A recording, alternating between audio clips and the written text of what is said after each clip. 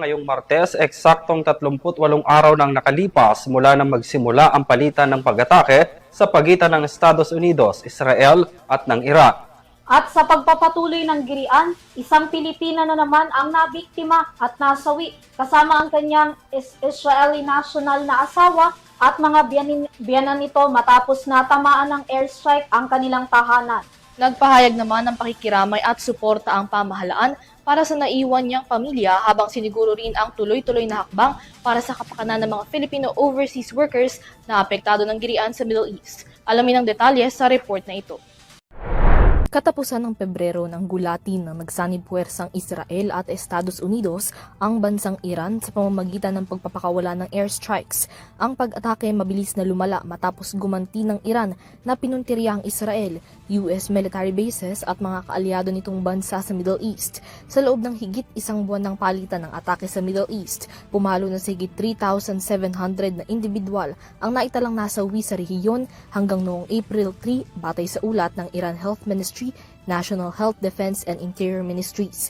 At sa gitna ng nagpapatuloy at lumalala pang girian sa gitnang silangan, naitala na ang ikalawang Pilipinong nasawi mula sa pag-atake sa Israel. Sa ulat ng Department of Foreign Affairs ngayong Martes, kinumpirma nito ang pagkakasawi ng isang Filipina national mula sa isang missile attack sa residential area sa Haifa, Israel noong April 5. Kasama niyang nasawi mula sa pag-atake ang kanyang asawang Israeli national at kanyang mga biyenan. Naipaalam na rin ito ng Philippine Embassy sa Tel Aviv sa kanyang pamilya sa Pilipinas na humihingi ng privacy sa gitna ng kanilang pagluluksa para sa pumanaw nilang mahal sa buhay. Nagpahayag ang DFA ng pakikiramay at katuwang ang embahada ay siniguro ang pagbibigay ng lahat ng kinakailangang assistance kabilang na ang repatriation ng kanyang mga labi sa pinakamaagang panahon sa kabila ng travel restrictions sa rehiyon. Sa gitna pa rin ng tensyon sa Middle East, sinisiguro naman ng pamahalaan ng Pilipinas ang tuloy-tuloy pa ring suporta para sa mga Pilipinong apektado ng sigalot kabilang na ang repatriation efforts para sa kanila. Sa nakalipas na 3 araw, patuloy ang pagdating sa Pilipinas ng mga overseas Filipino workers mula sa iba't ibang bansa sa gitnang silangan na ligtas ng nakauwi. Sabado ng gabi nang dumating sa bansa ang 67 Pilipino na kinabibilangan ng 54 na OFWs at 13 kaanak mula sa Qatar, habang dumating naman kinabukasan ang 19 na OFWs at isang kaanak na repatriates din mula sa nasabing bansa. Nitong Lunes naman ng umaga, 9 na OFWs at isang dependent mula sa United Arab Emirates ang ligtas na ring nakabalik sa Pilipinas na sinundan ng 7 OFWs mula Lebanon na lumapag sa bansa sa parehong araw. Kaagad din silang nakatanggap ng post-repatriation assistance mula sa gobyerno kabilang na ang pagkain, financial aid, medical support at travel aid. Bukod sa repatriation activities, siniguro rin ng DMW at mga katuwang na ahensya ang tuloy-tuloy na suporta para sa mga OFWs na nakauwi na sa Pilipinas.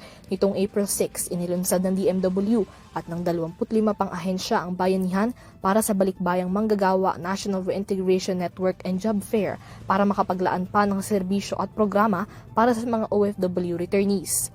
8,000 local and overseas job opportunities ang tampok sa Bayanihan Job Fair upang matulungan ang mga umuwing OFWs na makahanap ng bagong oportunidad at trabaho. Bukod pa ito sa iba pang reintegration services at programs para sa kanila at kanilang mga pamilya gaya ng livelihood grants, skills training scholarships, social protection benefits at agarang psychosocial interventions. Mula noong Pebrero, tinatayang umabot na sa 4,000 OFWs at kanilang dependents ang nakabalik sa Pilipinas at nabigyan na ng reintegration services ng pamahalaan. Para sa EuroTV News, Mia Layagin, sumasaludo sa bawat Pilipino.